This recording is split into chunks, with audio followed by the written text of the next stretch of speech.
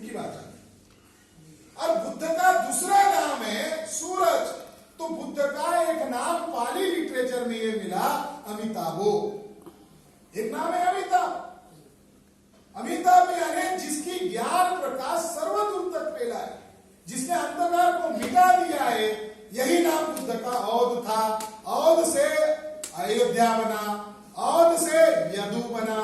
भारत में सूर्य पूजा तमाम देशों में, अलग अलग राज्यों में, गांव देहातों में भी। मेरे पिताजी को मैं देखता था, वो स्नान करते थे, पानी ऐसा डालते थे और सूरज की तरफ ऐसा वंदन करते थे। पुराने लोगों को पूछ लो, वो सूरज की पूजा करते थे। तो सूरज पूजा मूल निवासी की पूजा है, नाग पूजा मूल निवासी की पूजा है, नदी पूजा मूल निवासी की परंपरा है।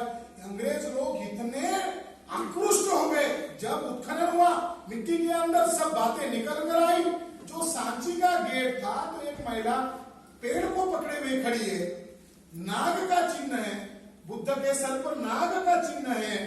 तो अंग्रेज लोगों ने, एक आदमी ने तो किताब का टाइटल रखा tree worship and serpent worship. केवल इतना ही। भारत में नाग पूजा क्यों की जाती? तो मैं ये जो 4 प्रतीक बता रहा हूं, कर्नल टॉड के समय उत्खनन नहीं हुआ है, 1922 में उत्खनन हुआ है। और ये परंपरा केवल राजपूतों में नहीं पाई जाती, ये परंपरा तमाम जो आज बैकवर्ड कास्ट के लोग हैं, इनमें सभी लोगों में पाई जाती है। तो इतिहासकार लोगों का मानना है कि भारत का इतिहास नाग बनाम ब्राह्मणों का इतिहास है।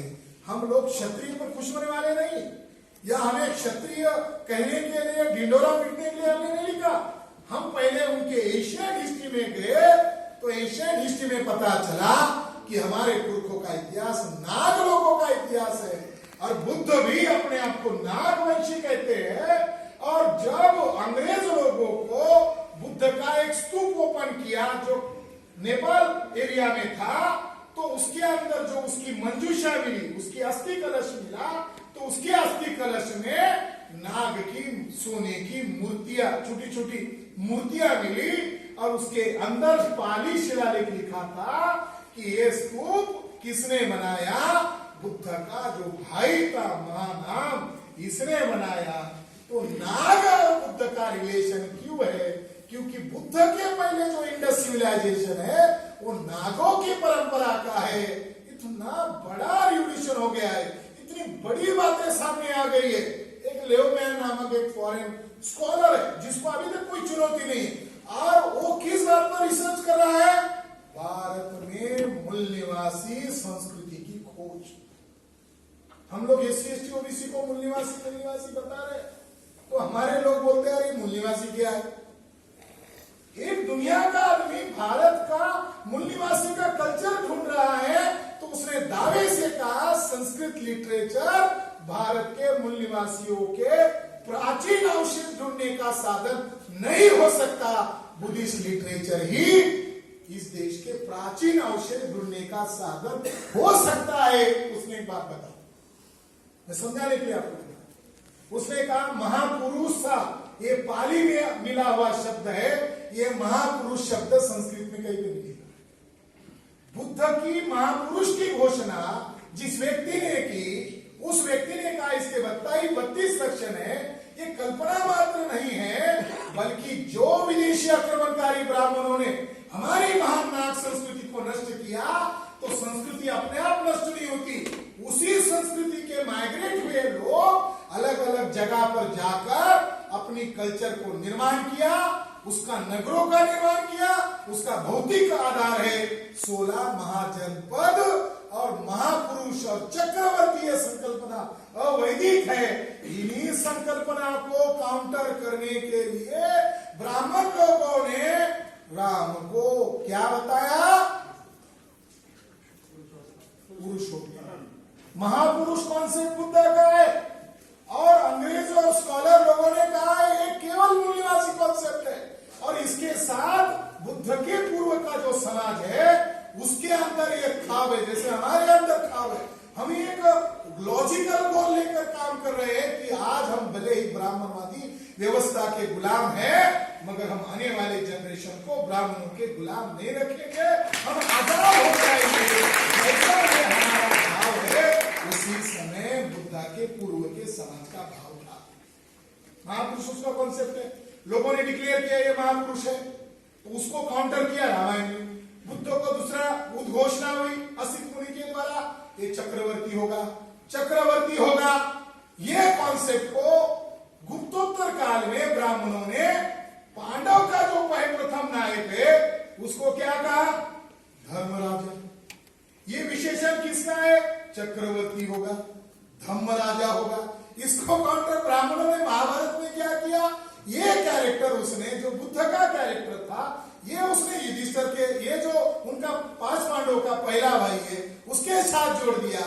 बुद्ध जितना उभर कर सामने आता है उसमें हमेशा चिंतित रहता है। एक फिश गेराल्ड नामक अमेरिका का बड़ा स्कॉलर है, उसने महाभारत पर 12 वैल्यूज कमेंट्री किया है। उसका यह कहना है कि ब्राह्मणवाद एकदम मिथ्या बातें है, मगर इसमें सच्चाई का थोड़ा अंश है। और वो सच्चाई क्या है? महाभारत, रामायण ये केवल और केवल क्षत्रिय बौद्धों के खिलाफ की गई प्रतिक्रिया। इस देश में काउंटर रिवोल्यूशन, एक रिवोल्यूशन चल रहा है, काउंटर रिवोल्यूशन चल रहा है। क्षत्रिय बनाम ब्राह्मण है, अशोक बनाम ब्राह्मण है। तो ब्राह्मणों ने काउंटर क्या किया? जो क्षत्रिय बौद्ध लोग थे इनको काउंटर करने के लिए योजना बनाकर फिर योजना बनाई परशुराम। ब्राह्मणों ने परशुराम का जिक्र महाभारत में कितनी बार किया? जैसे राम बुद्ध का जिक्र 137 बार है, उसी तरह परशुराम का जिक्र महाभारत में कितनी बार है? 130 बार। महाभारत में परशुराम का जिक्र 130 बार है। महाभारत के नायक कौरव भी नहीं है, पांडव भी नहीं है।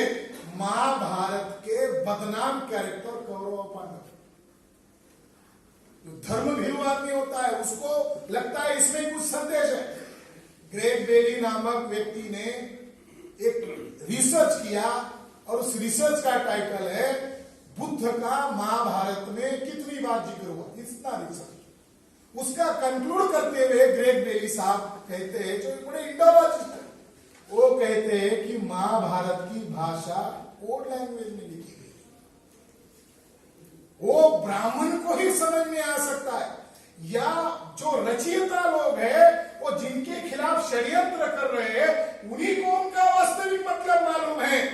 दूसरे लोगों को वो दूसरा मतलब बता रहे हैं, मगर महाभारत का वास्तविक मतलब बुद्ध धर्म के खिलाफ जो हिंसा अभियान चलाया उसको ढकने का ये षड्यंत्र है। बाबा साहब अंबेडकर का भी यही कहना है, रामायण, महाभारत, गीता ये हिंसक प्रतिक्रांति को जन समर्थन हासिल करने के लिए बनाया गया लिटरेचर है। और बाबा साहब अंबेडकर ने उसके लिए एक शब्द प्रयोग किया, ये ब्राह्मणिकल लिटरेचर। बाबा साहब अंबेडकर ने कहा हिंदू लिटरेचर है, बाबा साहब अंबेडकर ने कहा ये ब्राह्मणिकल लिटरेचर है। ग्रेग बेली का कहना और बाबा साहब अंबेडकर का कहना एकदम सही है। मगर अभी हम रिसर्च के द्वारा इस नतीजे पर पहुंचे कि परशुराम का क्या काम। अगर धर्म ही आप बता रहे हो तो परशुराम का क्या काम है? और परशुराम ही महाभारत का मुख्य नायक है। और परशुराम की महत्ता बताने के लिए महाभारत की रचना की, मगर बिहाइंड द लाइन जो बौद्ध क्षत्रिय लोग थे इनको अगर ब्राह्मणवादी व्यवस्था के अधीन लाना है तो इसके खिलाफ काल्पनिक व्रात्य क्षत्रियों का निर्माण करना होगा। एक शब्दावली है, एक मूल बौद्ध क्षत्रिय, इसको काउंटर करने के लिए ब्राह्मणों ने क्षत्रिय, दूसरी कॉन्सेप्ट बनाई पतित क्षत्रिय, तीसरी कॉन्सेप्ट बनाई व्रात्य क्षत्रिय, तीसरी कॉन्सेप्ट बनाई म्लेच्छ क्षत्रिय। ये इतनी संकल्पनाएं केवल संकल्पनाएं नहीं है, इसका हमने यहाँ विस्तृत वर्णन किया। इस पर ज्यादा मतलब आप पढ़ो, चिंतन करो तो आपको पता चलेगा कि ब्राह्मणिकल लिटरेचर धर्म नहीं है, राजनीति।